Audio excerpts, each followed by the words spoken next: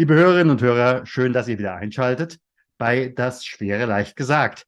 Und manchmal fehlen einem die Worte. Aber wer gut mit Worten umgehen kann und das auch im Fernsehen vor der Kamera, liebe Andrea Balczó, ganz herzlich willkommen hier im Podcast, im Videocast. Und mit dir geht es heute darum, ja, da ist der schwere Unfall passiert und was macht man mit dem Chef? Vielen Dank erstmal für die Einladung. Ich freue mich sehr darüber. Und ich komme ja gerade vom ZDF, von der Moderation einer Boulevardsendung Hallo Deutschland. Und da sind natürlich solche Meldungen, wenn irgendwo in einem Unternehmen ein Unfall passiert, das Erste, was dort vermeldet wird. Also das ist das, worüber, wenn morgens gesprochen wird über die Themenauswahl, dann sind das die ersten Themen, die auf den Tisch kommen. Das sind die ersten Themen, die in der Sendung eingeplant sind. Irgendwo ist ein Feuer ausgebrochen, irgendwo ist ein Unfall passiert, irgendwo ist jemand gestorben. Und da ist die Boulevardpresse natürlich ganz, ganz heiß drauf. Und für Unternehmen ist das echt eine riesengroße Herausforderung, wenn sie noch mitten im Schock sind, damit dann auch souverän umzugehen. Ja, zumal man bekommt ja dann auf einmal Fragen gestellt, die hat man noch nie gestellt bekommen, ja. Deswegen muss man auch gut vorbereitet sein darauf. Also man muss darauf gefasst sein, wenn ein Kamerateam vor Ort ist. Das sind meistens Produktionsfirmen. Also das sind selten Mhm. Kamerateams von einem Sender direkt, sondern das sind Produktionsfirmen, die den Sendern das anbieten. Die kriegen irgendwo mit über Polizeifunk oder was auch immer oder weil sie es gesehen haben, dass da was passiert ist Mhm. und dann fahren sie erstmal hin und halten die Kamera drauf. Und der Erstbeste, der Ihnen oder die Ihnen vor die Nase kommt, kriegt das Mikrofon natürlich unter die Nase gehalten, weil die wollen, machen wir uns nichts vor, sensationelle O-Töne, weil die Ja, Sender wollen natürlich was klar. Sensationelles berichten. So. Und die Reporter, die vor Ort sind, versuchen natürlich einen O-Ton, so sagt man im Fernsehen, also eine Aussage zu bekommen, die sagt, was passiert ist. So, Mhm. nun kann aber oftmals nicht sofort gesagt werden, was passiert ist, weil oftmals weiß man ja gar nicht, was ist denn Mhm. überhaupt passiert. Und Mhm. da darf man auf gar keinen Fall in Spekulationen verfallen, sondern es ist ganz, ganz wichtig, hier in Absprache mit den Behörden, mit der Polizei zu bleiben und erstmal die Ermittlungen abzuwarten. Mhm. Und natürlich sind es langweilige O-Töne für die Reporter, wenn er gesagt hat, wir können nichts dazu sagen, wir wollen nichts dazu sagen, wir warten den Stand der Ermittlungen ab. Und deshalb haken die natürlich, die Reporter haken nach und die werden versuchen, von hinten und von rechts und von hinten und von vorne irgendwie einen O-Ton zu bekommen, mit dem sie etwas anfangen können. Aber Mhm. dann bitte in dem Moment immer an die Behörden verweisen, sprich an die Polizei oder an die Feuerwehr. Dort können auch O-Töne geholt werden, beziehungsweise sollten O-Töne geholt werden, weil die wissen, was sie sagen dürfen. Und das ist auch so, wenn ich Hallo Deutschland moderiere, fast immer haben wir einen Polizisten, den Polizeisprecher oder den Feuerwehrsprecher Mhm. vor dem Mhm. Mikrofon und niemanden aus dem Unternehmen. Aber es gab gerade kürzlich einen Fall, da ist ein Vorstand von einem großen Konzern ganz, ganz plötzlich verstorben. Mhm. Und der Pressesprecher hat verkündet, es gab einen plötzlichen Todesfall. Ja, es gab einen Unglücksfall. Mhm. Und es kam dann später heraus, beziehungsweise man weiß nicht, ob es stimmt, aber es stand in einer Boulevardzeitung, dass diese Person an einem Wespenstich gestorben ist, weil er allergisch auf Wespen reagiert hat. Und man ist aber trotzdem, man könnte ja denken, ja, was ist denn dabei? Kann man doch ruhig sagen, wenn jemand an einem Mhm. Wespenstich Mhm. gestorben ist, es ist ja tragisch, aber warum muss man denn das verheimlichen? Nein, es gilt es, das zu respektieren, wenn die Familie das nicht möchte, dass das Mhm. kommuniziert wird, Mhm. dass es dann eine einheitliche Regelung im Unternehmen gibt und da muss man sich vorab schon klar sein. Es muss Regelungen geben, wo klar ist, wer sagt hier überhaupt was, wer macht im Unternehmen den Mund auf, wenn was passiert und wenn ein Mhm. Kamerateam vor Ort ist. Und da sollte es nur eine Person geben, die was dazu sagt, über die alles läuft. Und jeder, der angesprochen wird, auch vor der Firma, Der muss dann an diese Person verweisen und sagen, ich kann Ihnen dazu nichts sagen, ich weiß nichts. Weil das Schlimmste, was ein Unternehmen machen kann oder auch Mhm. Mitarbeiter, die ja noch unter Schock stehen, die gar nicht wissen, was sie machen sollen, ist zu spekulieren.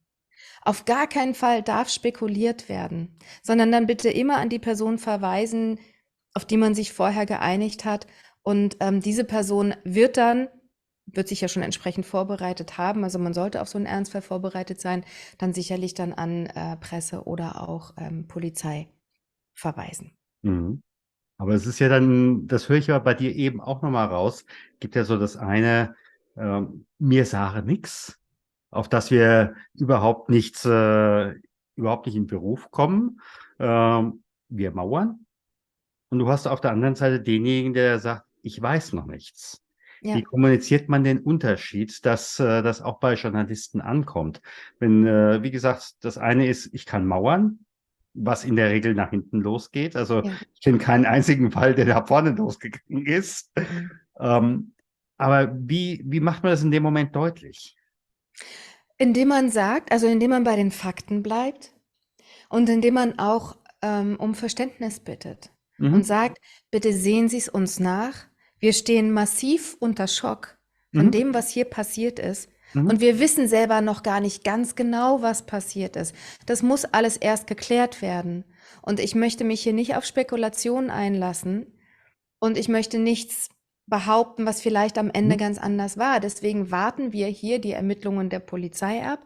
Wir warten ab, was die Feuerwehr sagt. Und dann bin ich gerne bereit, in Auskunft zu erteilen. Aber jetzt müssen wir erstmal das, was passiert ist, auch intern verarbeiten. Wir Mhm. stehen hier alle unter Schock.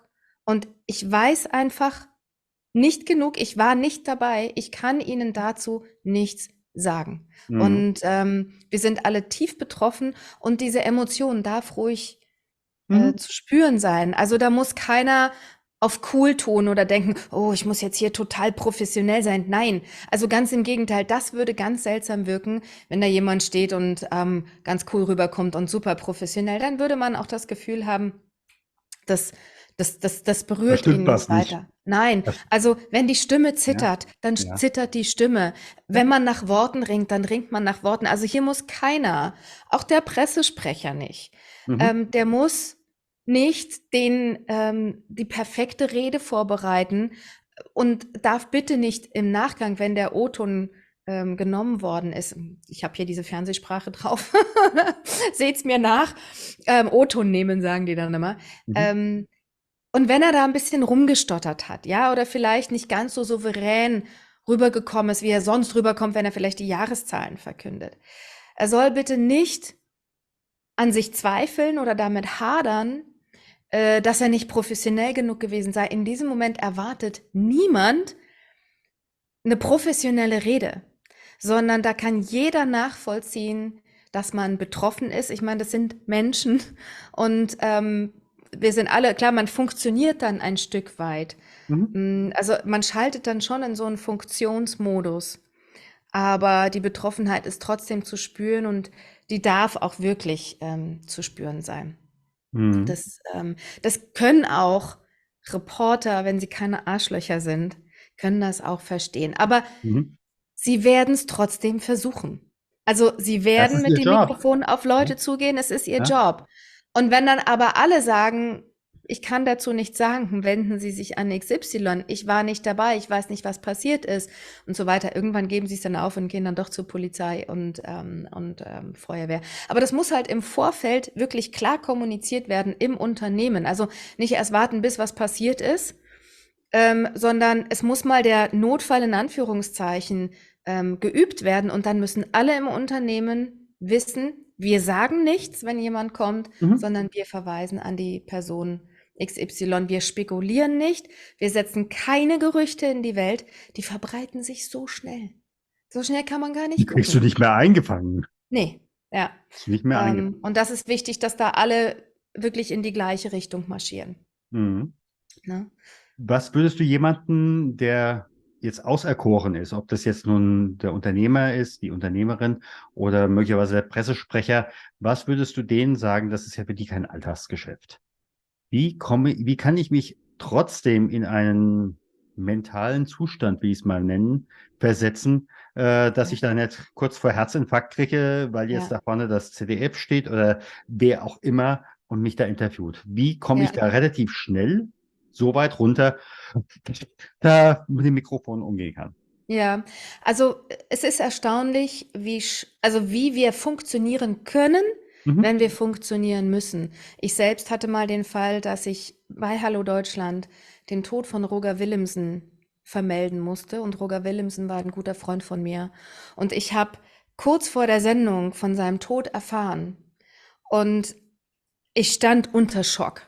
Ja. Aber ich wusste auch, ich muss jetzt diese Sendung Mhm. moderieren. Es führt kein Weg dran Mhm. vorbei. Mhm. Mhm.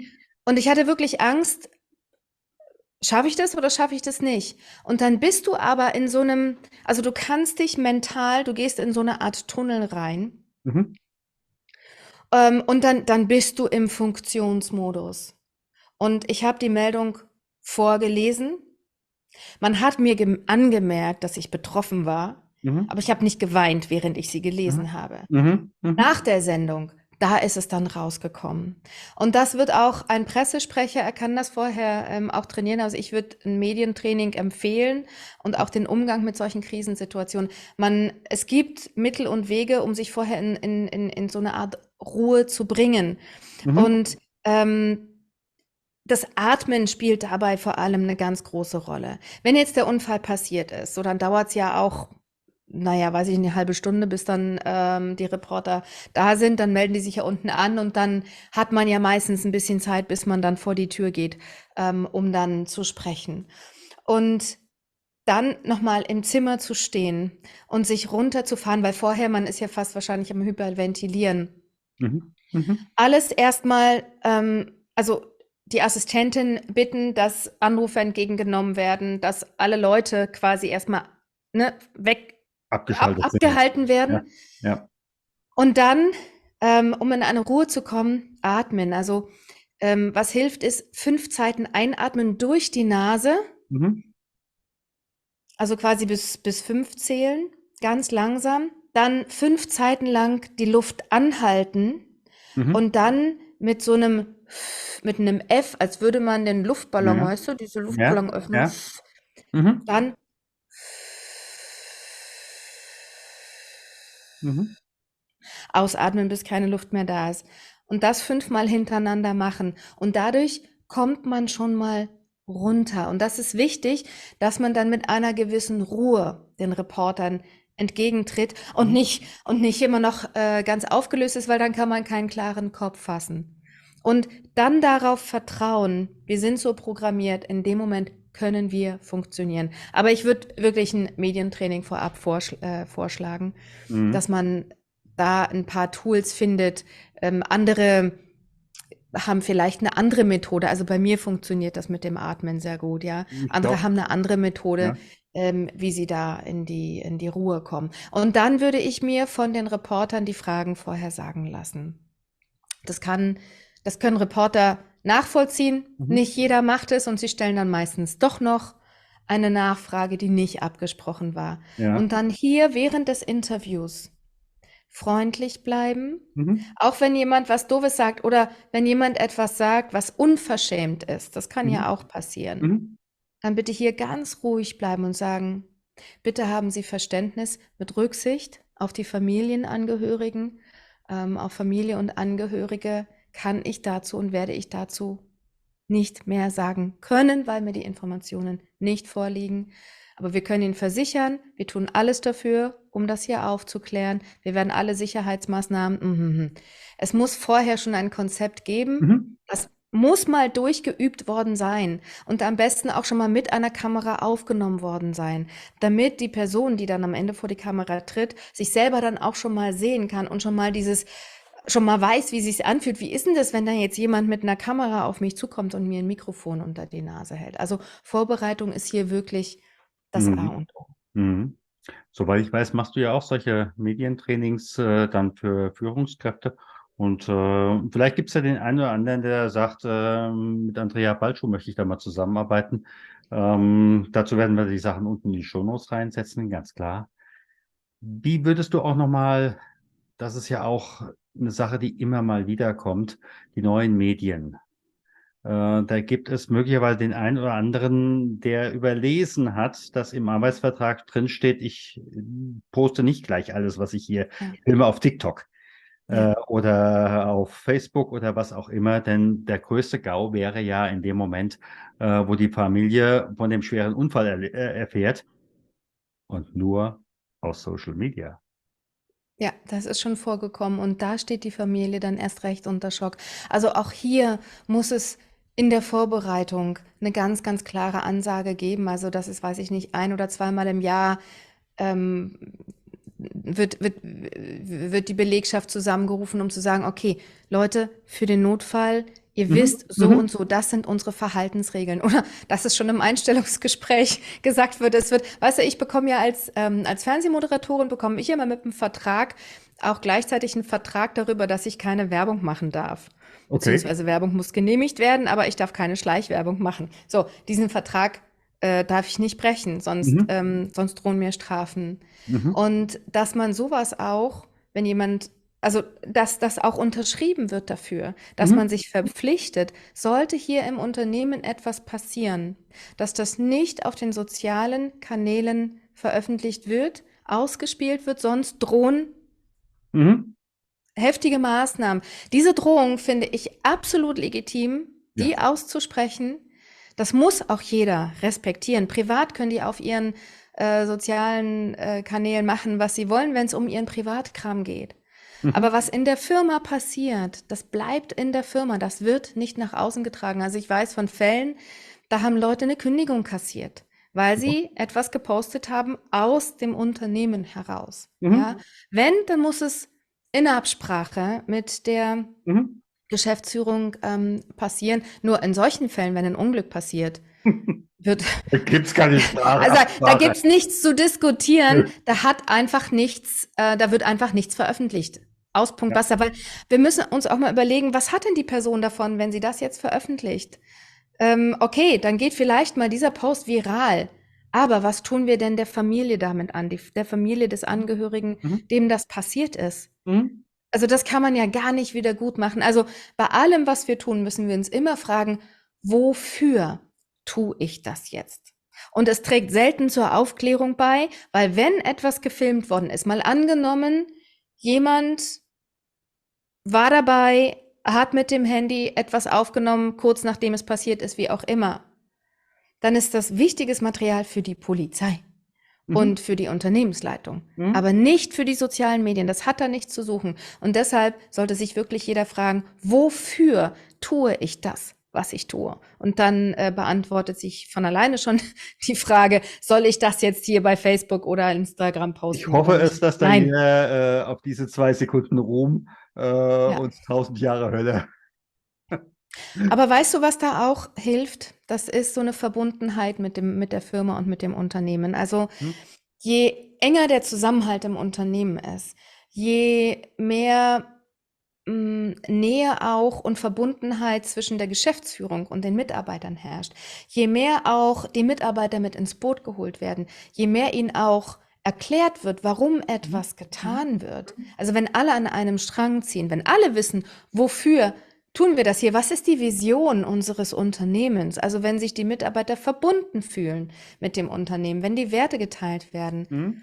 dann halten die zusammen wie die Musketiere, ja. Da wird Mhm. keiner ausbrechen. Ja. Und da fängt das meines Erachtens schon an. Also die Unternehmenskultur ist hier das Entscheidende. Wie wird mit den Mitarbeitenden umgegangen und wie sehr wird ihnen zugehört? Fühlen sie sich gesehen? Fühlen sie sich wahrgenommen? Und alle Mitarbeitenden, Mhm. die sich gesehen und wahrgenommen fühlen, die stehen für ihr Unternehmen ein.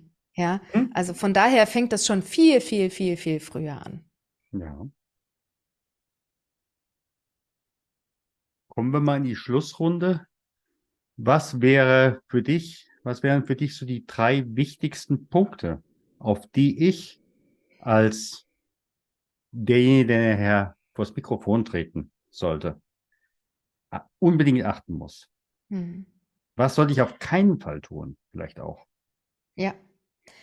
Worauf sollte die Person achten, die vors Mikrofon tritt, vor die Kamera, um über den Unfall oder um über den Todesfall zu sprechen. Auf jeden Fall ruhig sprechen durch entsprechende Atemübungen. Die hat man, diese 30 Sekunden hat man im Vorfeld.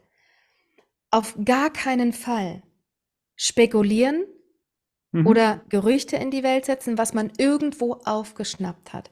Hier immer ganz, ganz wichtig, bei den Fakten bleiben, bei den Tatsachen bleiben, an Polizei oder Feuerwehr verweisen, aber auch die Betroffenheit klar machen und auf Verständnis plädieren, die Betroffenheit ruhig zeigen. Also man muss da nicht wie ein Eisblock stehen und das verkünden. Das kann auch ein Zeichen von Betroffenheit sein, wenn man dann wie so ein Roboter redet, aber gar nicht versuchen, perfekt zu sein in dem Moment, Ja. sondern die Betroffenheit ruhig zulassen. Die muss jetzt nicht versteckt werden, aber sich dann auch in so ein State of Mind zu bringen, zu sagen, okay, das sind jetzt 3 Minuten.